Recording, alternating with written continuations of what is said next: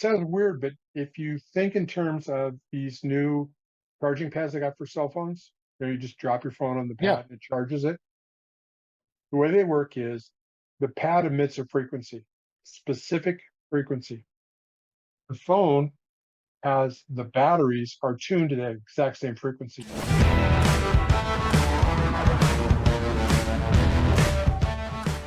Hi, everybody, and welcome back to the Ignition Path podcast, where we bring you alternative things about entrepreneurship and alternative things when it comes to mental health and physical health. Right now, today, we've got Justin Brost. Is that how you say your name, Justin? Yep, So that's it.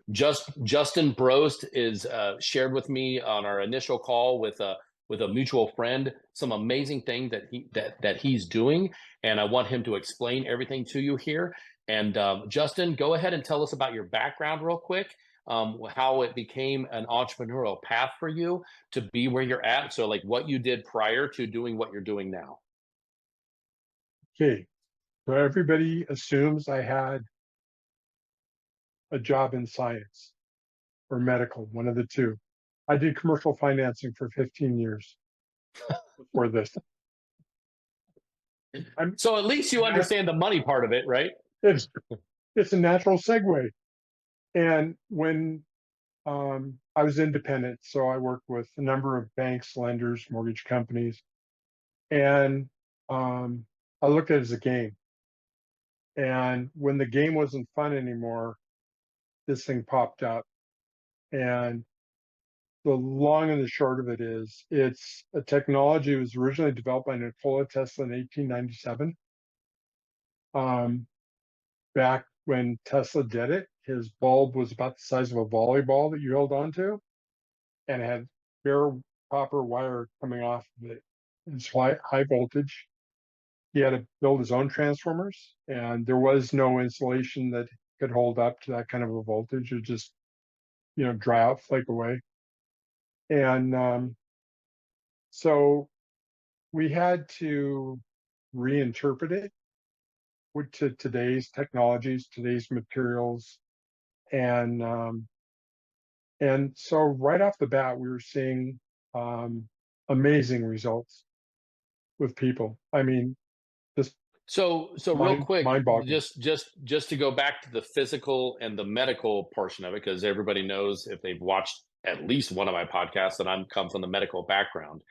I'm a respiratory therapist. I'm an active paramedic, and so I have a pretty tight niche, and I've brought products to market that have saved lives. So, and we all know that we're electrical beings. Our heart beats because of electricity. Plain and simple. If I put patches on you and I see your heartbeat, that's an electrical representation of what your electrical system of your body is doing. So your product and for lack of better terms, product is an electrical cellular device that generates or helps rebuild the cellular level. So speak a little bit about that, about the mechanical medical version of what it does, and I think that'll help people understand. Okay, understand that this thing is pure physics and Okay. biophysics. It's how it works. A lot of people get lost in the science. So I've got a lot of people when they ask me how it works, I tell them it's FM, freaking magic. And and a lot of people, believe it or not, they're going, "Oh, okay, cool." Okay, Yeah, cool. I like magic. When things yeah, disappear, when my pain yeah. disappears, that's great. And so what this is okay. We all know what a sound wave is, right? Yep, absolutely. Okay, I so I have a partial career on sound waves because I'm a voiceover good. actor, right? There you go. So from midpoint up is your amplitude. Yep. Okay, from peak to peak is the hertz. So you can, if you turn up the volume of your favorite song, all that happens is that amplitude gets higher. Everything else stays the same. Okay. Um, Now, electromagnetic waveform is different because it goes on a spiral and it goes one direction. And so, where you have sound deadening headphones, so that what they do is they cancel out the sound. There you go. And so, what happens is you get one sound wave and you hit it with something that's 180 degrees opposed, and what it does is it cancels it out. Okay. Well, with an EM wave, when you use 180 degrees opposed, it doesn't cancel out. Okay. First law of thermodynamics say you can neither create or destroy energy. And all an EM wave is pure energy. All right. So with our unit, what we're doing is we're taking one side of an EM wave and running it through the bulb you hold on to. The other side comes through the glass foot plate where your feet are. And so they meet inside your body. Okay. Boom. Now, what happens when you create two opposing EM waves? It creates a scalar potential or scalar field. Now, you'll read a lot on the internet, especially after I put all this stuff up on our website. Within 2 weeks, we were getting mined. All these guys are putting up stuff about scalar. And you'll read about scalar waves. There's no such thing as a scalar wave. You read how scalar is the healing energy of the universe. Scalar doesn't heal anything. Okay. Mm. The only thing scalar is like a giant data field. It will pick up every signal of every particle within its domain. So what I hypothesized like 20 years ago was that when I first started reading about scalar was, wait a minute, you could take a laser, piggyback scalar on it, and use it for communications. So one of the things that happens is now recently they've actually run a radio transmission for a 10 million mile communication from a satellite to Earth. The time it took to get from 10 million miles to here was instantaneous. So scalar is not bound by the speed of light. It's instantaneous. And it will go to every particle within its domain. Now, particle in physics is an atom. Okay. So it goes to every atom within your entire body. Every atom, every different atom has a specific set of frequencies, depending on if it's a solid, a liquid, gas, or plasma. So what scalar does is it picks up all those frequencies. And in the average body, you got 10 to the 27th power number of atoms in your body. That's a lot of zeros. And so people kind of freak out at that point and they go, oh my God, how do you do that many different frequencies?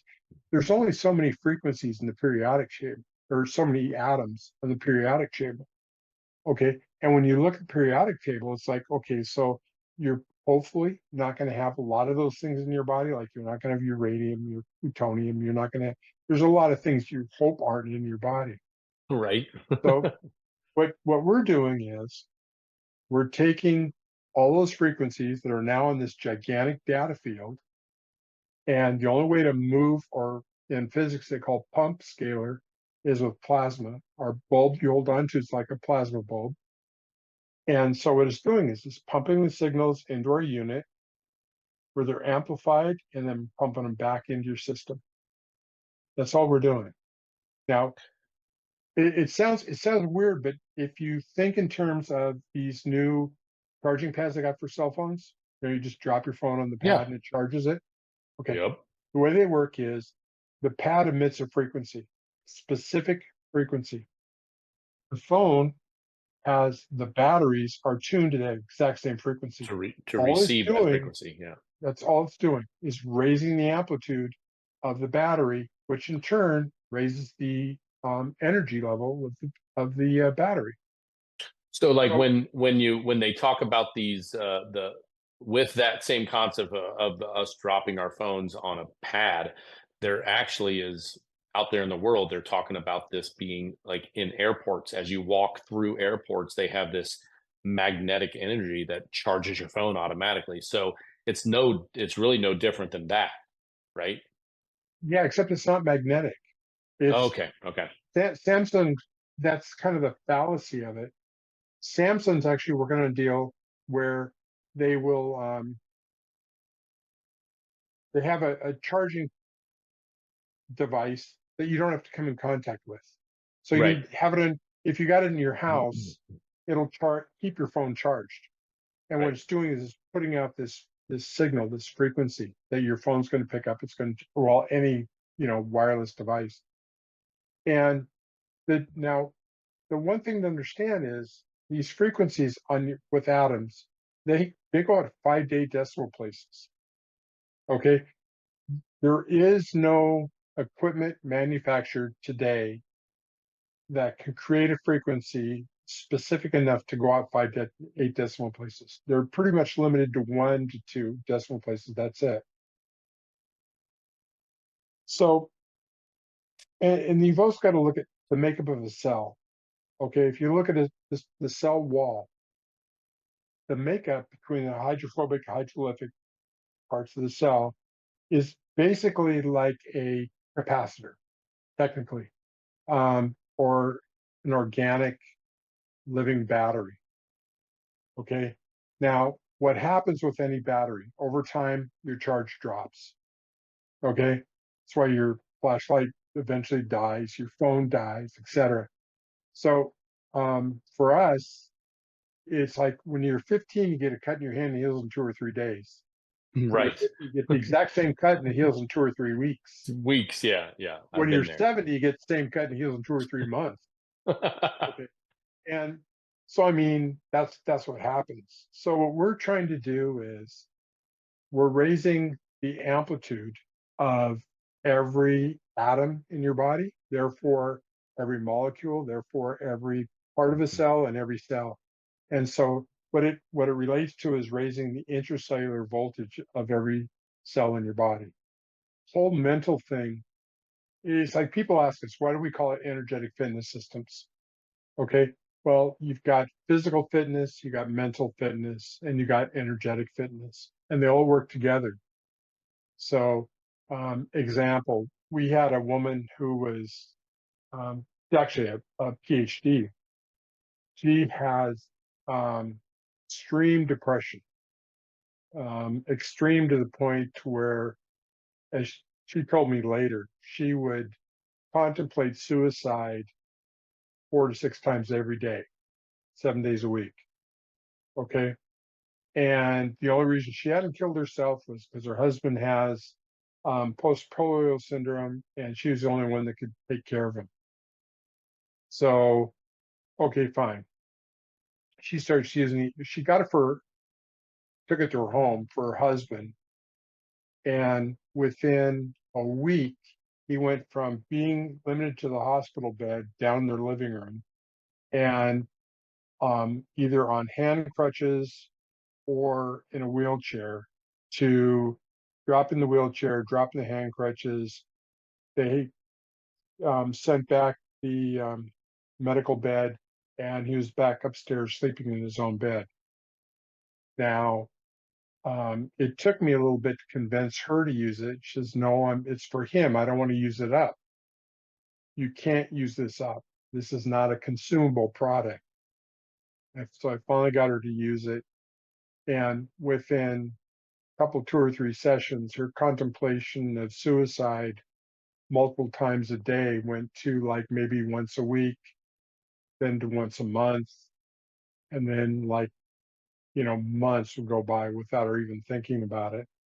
So um, we've had people with everything from just depression, anxiety to um, bipolar. Bipolar is like a real interesting one. That's when we gotta talk through, but it does work.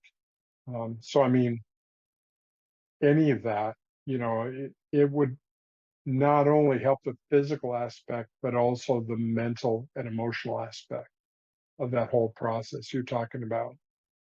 So, have you looked into chiropractor offices and alternative health places to put a unit in, and then the masses get to use it through whatever reason? Yeah, actually, we have. It's funny because I had approached um, several chiropractors, and I was explaining to them what it did, how it helped, that kind of thing. And what was interesting was the chiropractors themselves were seriously stoked. They were really, really interested, really want to put these in their office. Then they talked to their wives.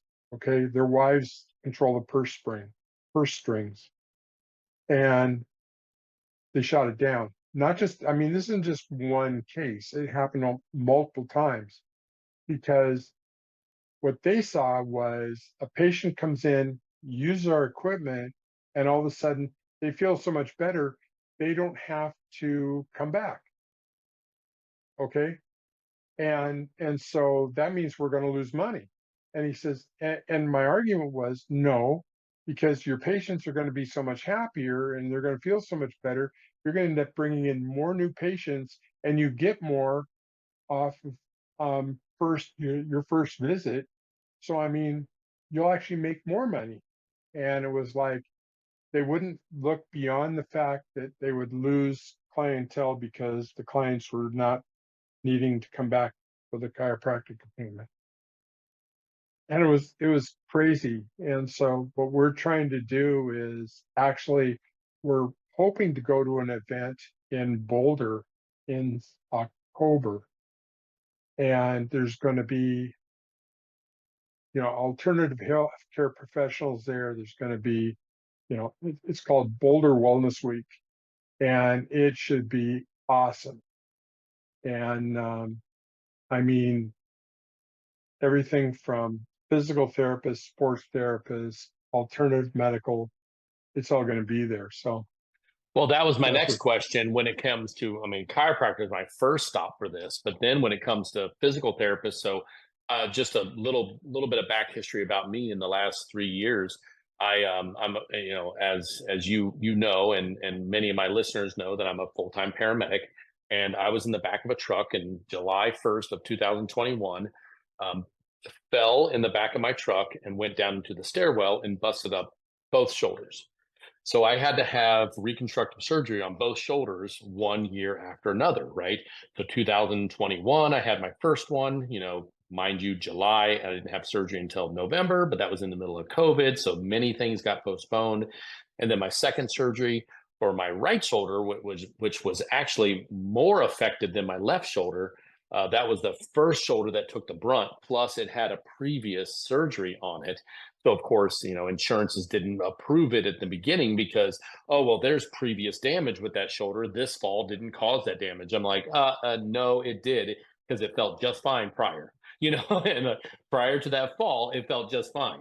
So what happened was here I'm now working in physical therapy after my 4 to 6 weeks worth of being in a sling, and I'm working with a guy. My second shoulder surgery, I worked with the man who actually put the physical therapy program together for shoulders. And most people know that, and people attest to this, that most shoulders are anywhere between 6 to 8 months of recovery. But because of this man's introduction to a couple of alternative medicine things that have been proven but not federally approved of making things happen faster through those services that he provided for me, I came back in 4 months. I was back on the truck in 4 months from a 6 to 8 month process that was supposed to be healing. wow.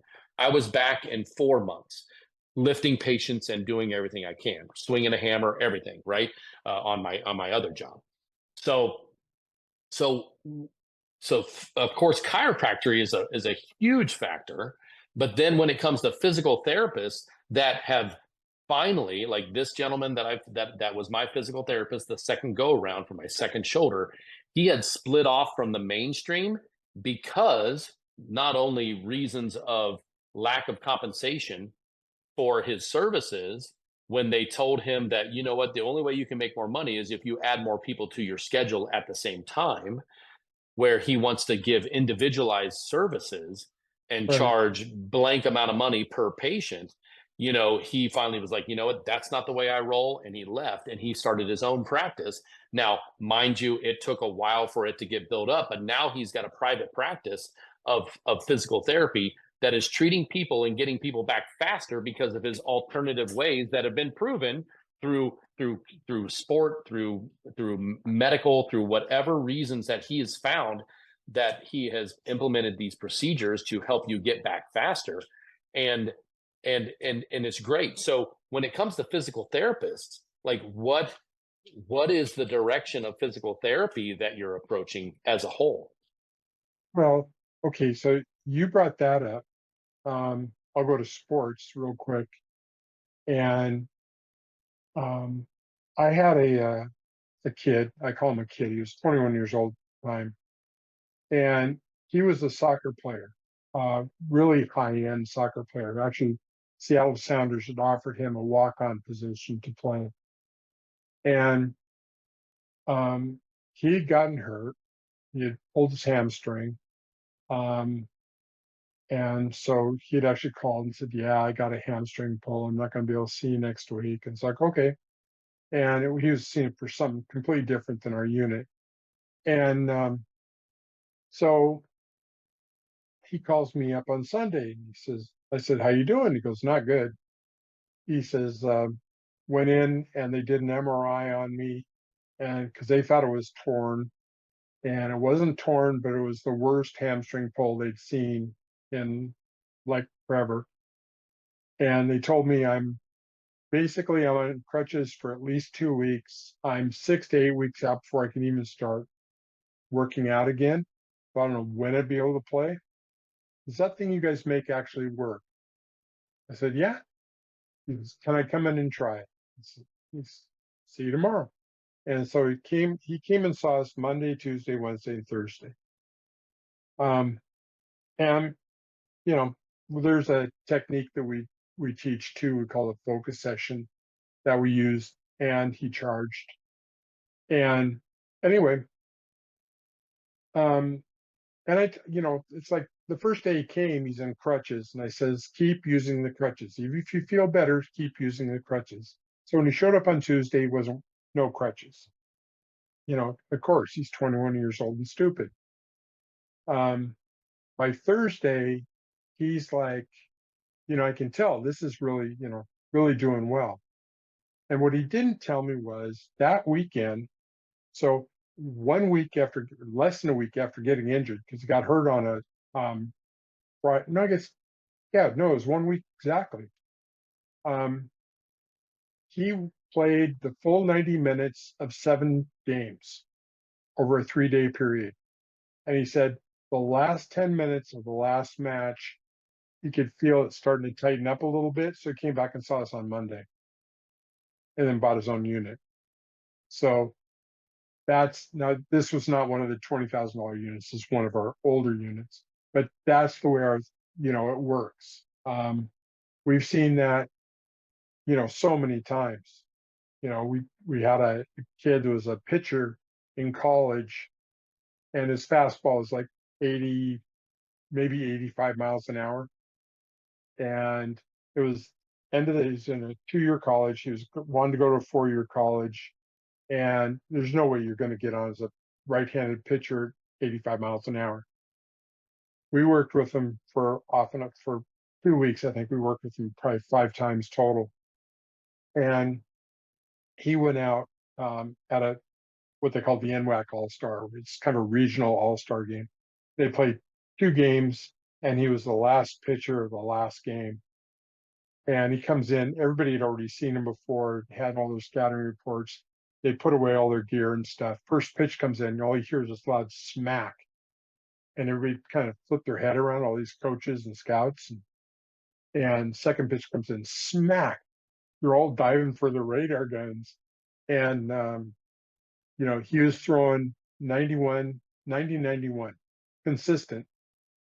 And first inning he pitched 9 pitches, 3 batters, strikeout, done. The next inning everybody pitched 2 innings. The next one had to pitch 10 pitches to get 3 outs. One guy got a tip off it and went right off the face mask of the umpire. Almost knocked out the umpire.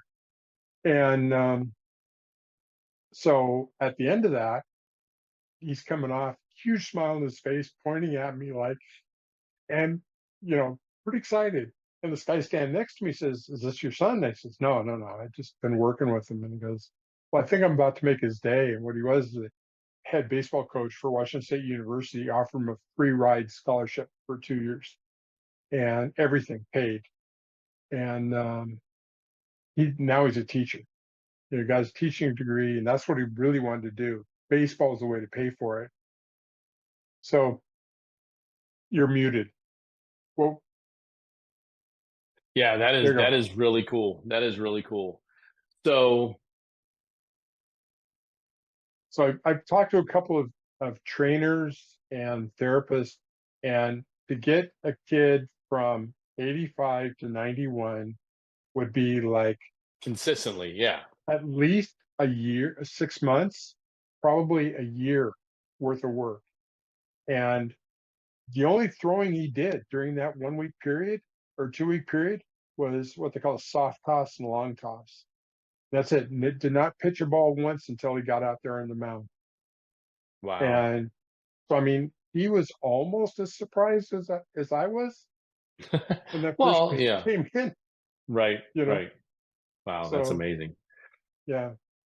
So yeah, for physical therapy, yeah, That's cool. I mean, and I can go on and on. Oh, yeah, yeah, I'm sure you can. So, with all this talk about electricity and voltage and amperage, so tell me more about, because I can interpret cardiology. I can look at an EKG and say, hey, you're having a STEMI, which is a an elevation in where you have a blockage in your heart, and I see that electrical feedback, and I know how to read that because I've been trained how to do that. So when it comes to people going onto your device, and this may, I don't, you've probably been asked this question before, as many podcasts you've been on, but like, is there anything that slips them into a AFib or VFib? Like, does this device send them into some sort of electrical problem inside of their heart? Like, has there Yeah, been any incidences whatsoever? yeah, no. Actually, I'll take it one step further. Okay. We had a gentleman, a friend of ours, who ended up having a pacemaker implanted. Oh, His that was going to be another question. It's like, Yeah, what does this do with pacemakers? Because we know yeah, that that's an electrical pulse that basically makes the heartbeat. exactly, Yeah. exactly. So, um, his problem was his heart would go so slow, and Slow. he Yeah. would just pass Yeah. out. Bradycardia. Yeah. Yeah, and so, and the way they found out is he and his wife were in Las Vegas for a conference, and he's driving down the road, and just all of a sudden, like, Boom. Yeah. slumps over and goes off the side of the road. Oh. Anyway, fortunately, nothing major happened, but um, so he wanted to continue to use his EFS. So um, he made an appointment with the cardiology, um, and we went in, and they actually went back to the cardiology tech room where they do, check your pacemakers and everything else. Went into a room. They did a before test. Everything is cool. Everything is good. And then we set up our unit, and he charged for 20 minutes, and nothing happened. He's fine. He charged. He says, This feels good," because he hadn't been able to do it since he had the surgery. And so he gets all done, and then the tech comes back in, and they can monitor, I guess, everything like for the previous 6 months. And so they were able to go back and look at the previous 20 minutes. Oh, because of his pacemaker, it has a memory that Yeah, captures. Yeah, that makes sense. So yeah, it remembers everything that patient went through. This, especially if it's a defibrillating pacemaker, that actually will shock you if your heart goes into the wrong rhythm. So it makes sense that those pacemakers can have a memory. So go ahead. Sorry. yeah. But no, fine. And so what happened was the guy looked at it, and he goes, you see his head kind of cocked to the side, and he goes, "This Like is a weird." dog. Yeah, kind of like, "Whoa." And what it was, he showed it to us. It just looked like pure static for 20 minutes. But what happened was it depleted the battery of the pacemaker by 10%. Mm. So it was working so hard. I mean, all it was doing is monitoring this thing, but it depleted the battery. And so it's like, as even someone with a pacemaker, we say if you got an implanted electrical device, no, you can't use it. Okay. But So if implanted pacemakers, no, yeah, but because it takes here's the the thing. battery down 10%. Not that it hurts you. It just reduces the battery by like 10% out of But it's like, in no time, then you got to go back in, have surgery to replace the battery. replace the So battery, right?